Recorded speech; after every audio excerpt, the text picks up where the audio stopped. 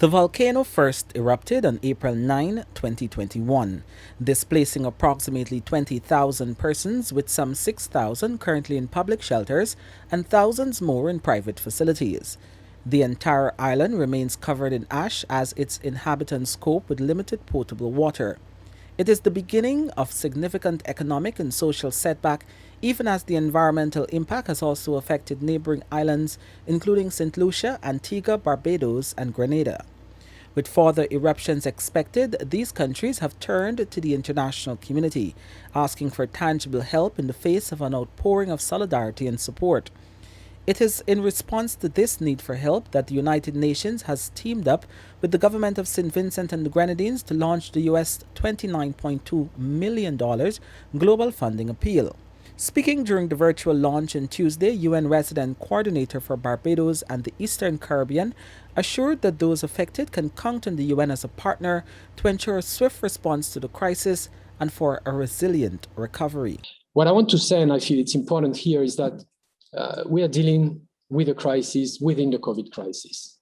We fear the risk of spike in COVID cases, especially with people in shelters. Moreover, this is a very uncertain and complex situation where new eruptions may occur. Another one occurred 2 days ago. So the situation can deteriorate as well rapidly. And the hurricane season is just about to start in 6 weeks, and it has already been predicted to be likely above average. Not only is St. Vincent dealing with the aftermath of several volcanic eruptions in the last 12 days, but it also fears a spike in COVID-19 cases, with persons now in public and private shelters. The country is also bracing itself for the hurricane season expected in the next 6 weeks.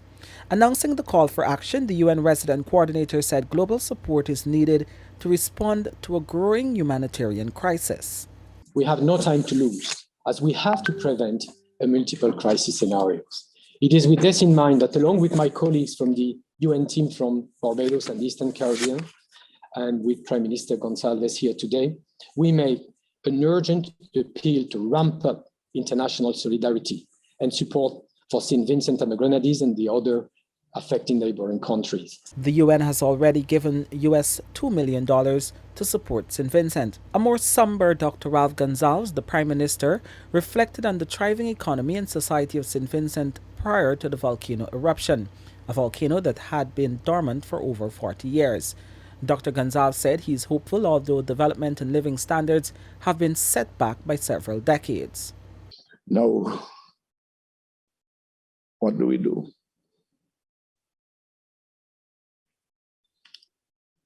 The global community can shrug their shoulders and say, well, this is just another disaster.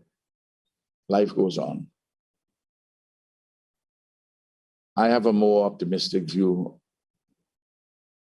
of one another in this world. PM Gonsalves was particularly concerned about the uncertainty, describing it as troubling. I think the global community will help, and there are indications that you will help. And this is a very tangible way for persons to help. We have a UN system which is up and running. It is legitimate. It is something which is endorsed by the government.